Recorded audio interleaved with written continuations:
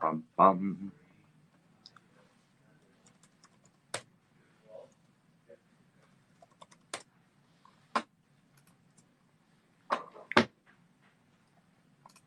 Little morning edition here. Gather around, gather around. Come in, y'all. So it's really incredible to me that people are not focusing on this story and they're trying to downplay it as much as possible. But like most of my scoops, here we go, right? So this is a massive story that you're not going to hear from anybody else right now. But when it does come out, it's going to be huge. I'll give it to you now because I can. And then eventually the rest of the mainstream media will get a hold of it. Ladies and gentlemen, welcome aboard today's edition of Poso Nation. So what I broke yesterday in terms of the story is new DNI instructions. And what's going on is the FBI has been removed from code word SIGINT briefings and intelligence products that contain sources and methods information. They have been ordered essentially to return to their core work of law enforcement and counterterrorism. What this means, sort of in layman's terms, is the FBI will no longer receive raw or refined sources and methods, comment, or SIGINT product, communications intelligence, signals intelligence products, only sanalized analyst product. These orders have already gone out to the relevant intelligence community commands, including INSCOM. Now, FBI's access will only be granted on a per incident basis if the matter is not directly related to terrorism or criminal activity under active investigation. To be clear, with the exception of terrorism and criminal matters, the FBI is out of the raw intelligence business. So what does this mean? Now, people are also asking me, I've seen there's some questions in the comments where people are asking me, Jack, does that include counterintelligence? Well, yes, because counterintelligence, if you are operating as an agent of a foreign power, right, that is against the law. It is against the law to operate as an agent of foreign power, certainly if you're unregistered, and as an unregistered agent in the United States, or as a covert agent or clandestine or other means agent. That's against the law. And so counterintelligence is, of course, allowed to be conducted by the FBI. But here's the bigger institutional issue of what's going on here, is that the FBI was originally brought in. They were brought in to the intelligence community as this sort of 16th member, right? The 16th member being the FBI. But the problem with that was that the FBI was never intended to be an intelligence agency, right? The FBI is a domestic law enforcement agency. That is what they are tagged on doing. That is what they are supposed to do. And so now that they have been, someone just said we don't need 16 members of the IC. I agree with you. I do agree with you. But that's a conversation for another story. But for another Periscope or another podcast, what I would say. What Rick Grinnell is doing here in the DNI, this is something that's been talked about for a long time, and it goes along the lines of mission creep. All right, mission creep. Anyone who's served in the military knows, and I see Tom Sauer, my good friend, is watching. Mission creep means you get put into the field to do one thing, and then time goes by, eventually you're doing 100 different things that you weren't supposed to be doing in the first place, you were never authorized to do, you were never intended to do. And that's all been added to, and probably is the time you're spending on all those new things is taking away from the time that you're supposed to be doing the actual job you're instituted to do in the first place. If you have any questions about that, read about the Afghanistan war. Right. Read about the Afghan war. So what is the difference between SIGINT and whatever it is the FBI will still get? Okay. SIGINT refers to information that's generally derived from the NSA and NSA raw intelligence services. What the FBI will receive is only information that pertains to FBI investigations and federal crimes and counterterrorism. So FBI investigations, does that mean FISA? Of course that means FISA, right? The FBI runs the FISA program, essentially. Now, the technical side of that is run through NSA, and you can go read McCabe's book where we talked about that yesterday.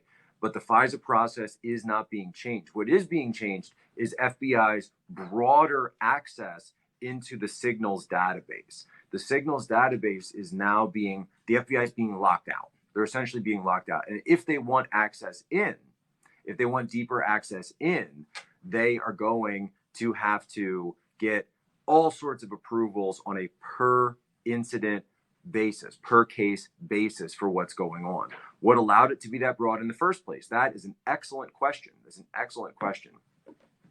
And the idea was that by bringing the FBI into the intelligence community, that it would broaden the scope of collaboration and broaden the ties of the community. And and of course, people are asking, was there an executive order about this? Not necessarily, but if you go back to December of 2016 and then January of 2017, the final days of the Obama administration, there was a new set of rules that was passed by DNI Clapper that was eventually signed by the Obama administration in January of 17. Would I work for the FBI? No.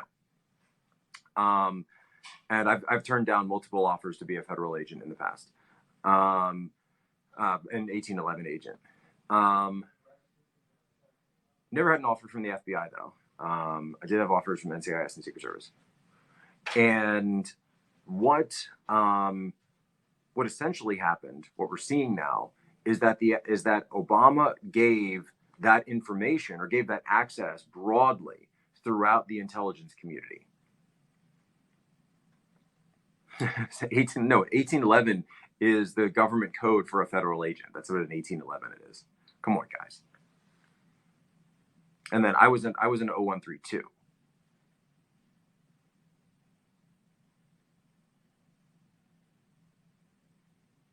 I roll.give. I know, right? So what people are saying is, are they being kicked out of, Bongino was in 1811 as a Secret Service agent, so he would have gone through FLETC. Got my conditional offer of improvement of employment and decided to pass. Didn't want to do that job. Wasn't for me.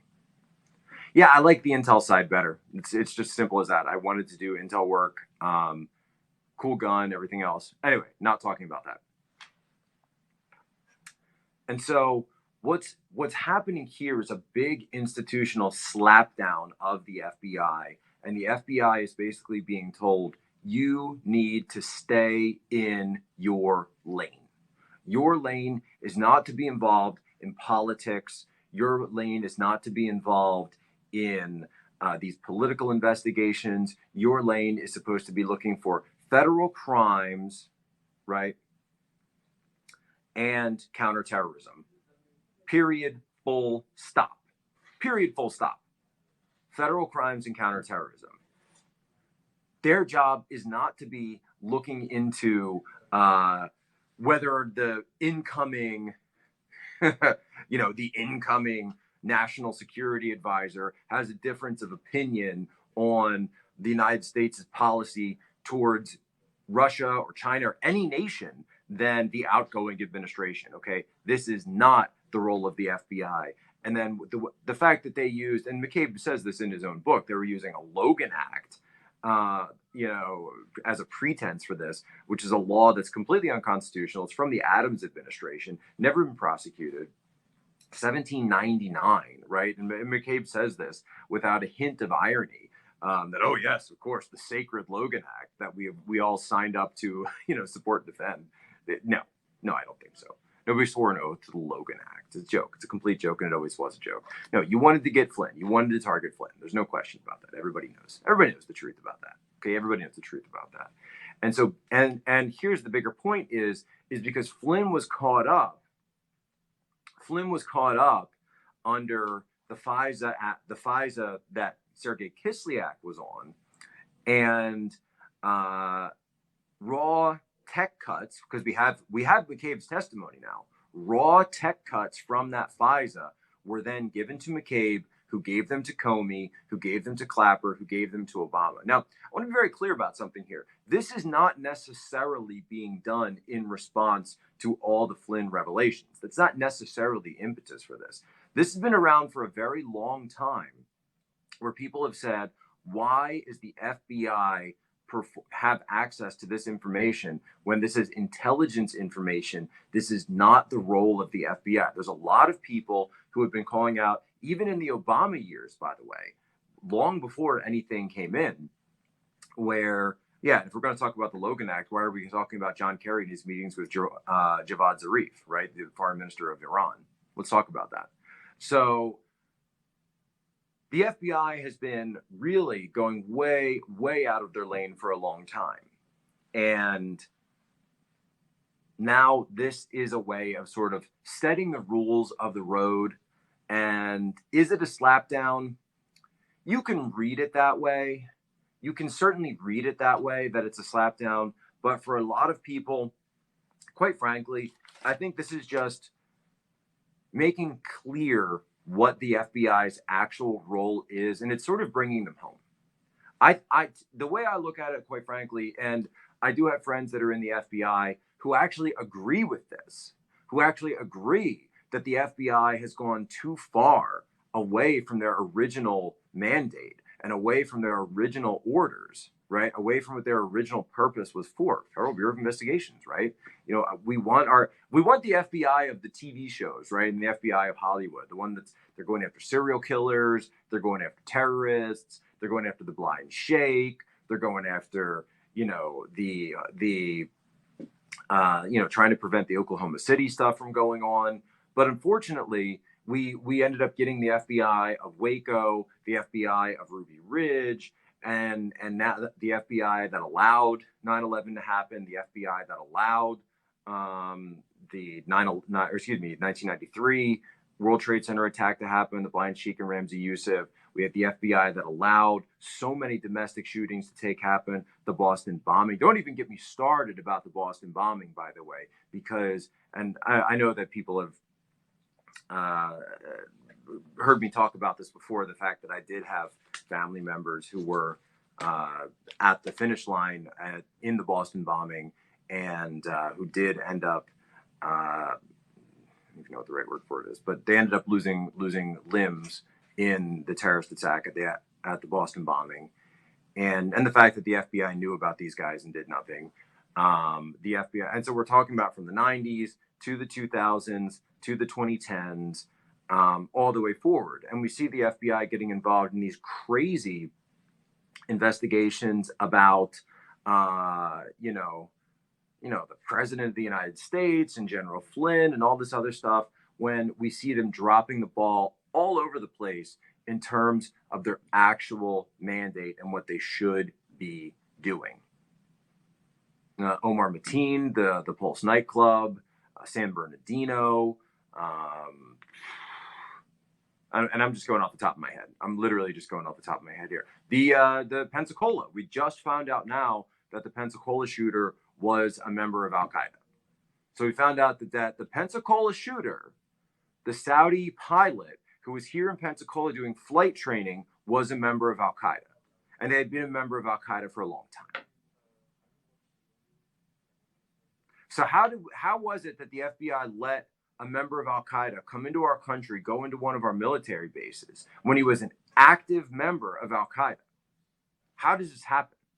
How does this happen? Why do we have so many failures and we have dead U.S. armed forces members at the hands of another Saudi Al Qaeda agent,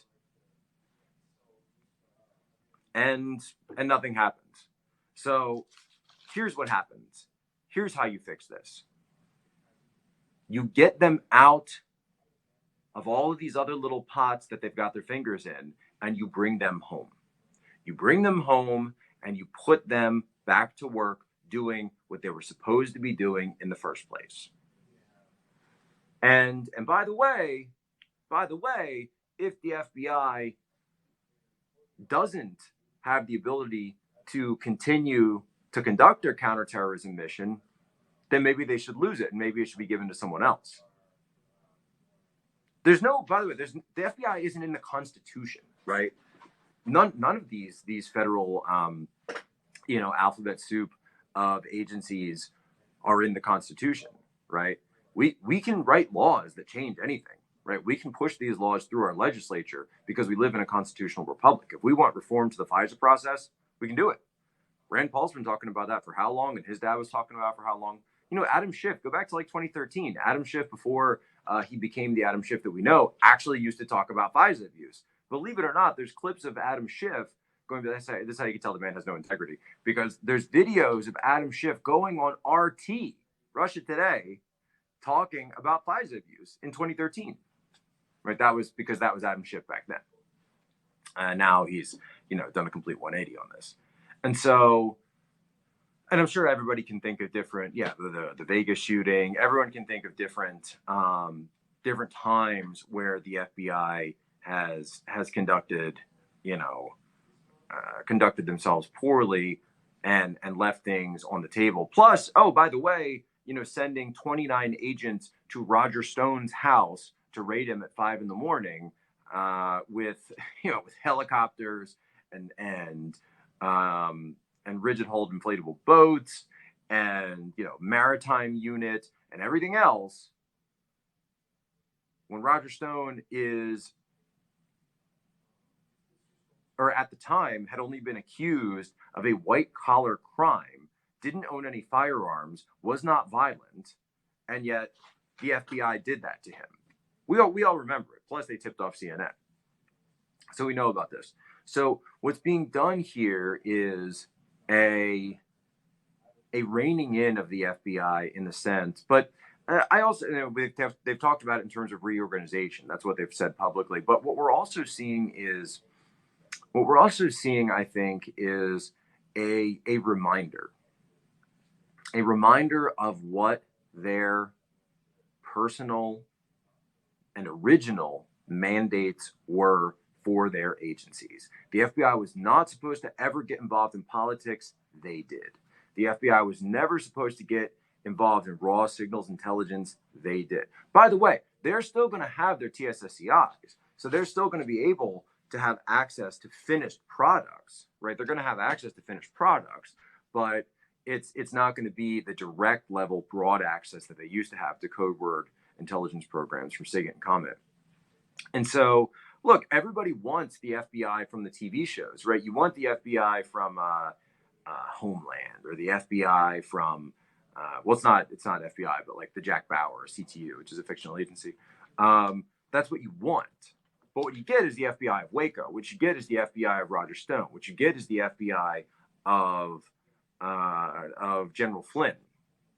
That's the FBI nobody wants anymore. And here's the thing, though. For people who are in the FBI, for people who went through everything that you have to go through to make it at Quantico, which is not easy, by the way, everything who goes through all the crap that they put you through in that agency to actually become an agent of the FBI, not easy, by the way. Everyone who made it, for the most part, they don't want to be like that. They don't want to be doing all that stuff. They want to be the heroes of the day themselves. They want to protect Americans, and they want to do the right thing. You get some bad apples at one point or another, but there are good people there too. So I wanted to lay that out and make sure everybody knew. Any questions about this major story, please put them in the comments. I'll get to it. Share this out to anybody who hasn't heard about it yet that should hear about it, and a massive change of the rules of the FBI. Now, what do we got here? Came in earlier today. Got some stuff on my desk. What is it? I don't know. I'll check it out. Who are they from? Well, I could say, but that would give it away. I mean, I know what it One is. looks like a book. A book? Who would send me a book? I don't even know how to read.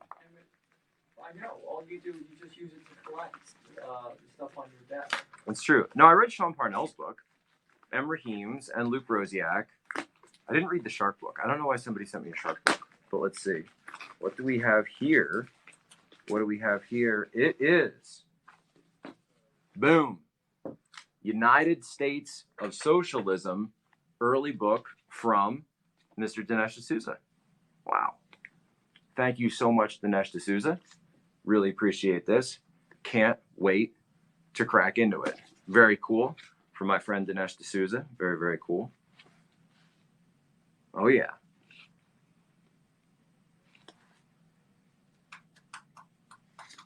And then we've got, I think everybody knows who these characters are on the front. Yeah, a little early copy of that. Very cool. Have to get Dinesh on. Secondly, what have we here? Uh-oh. What's this?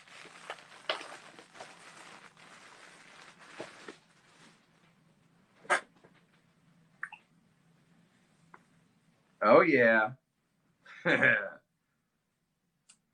you go, right? Boom.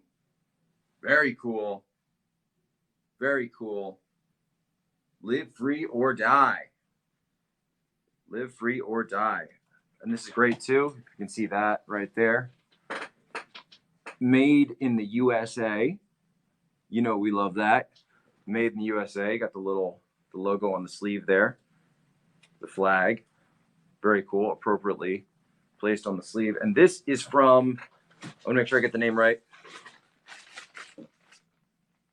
Tactical Pro Supply. So Tactical Pro Supply sent me a new t-shirt to sort of, to show for you guys. So it's Tactical Pro Supply. If you guys want to check them out, not sponsored, they just give me a t-shirt to put out. So if you guys want any of those cool Live Free or Die t-shirts from Tactical Pro Supply, made in America, support Americans, made in America by Americans, check it out. Practical Pro Supply. You didn't realize I was an information warfare officer. What do you think that is? There you go. That's all I got for today. So please, any questions, leave them in the comments. Please send this video to anyone who doesn't understand what's going on with the FBI, who wants to know more about it. And I'll catch you on the flip side. And as always, ladies and gentlemen, you have my permission to lay ashore.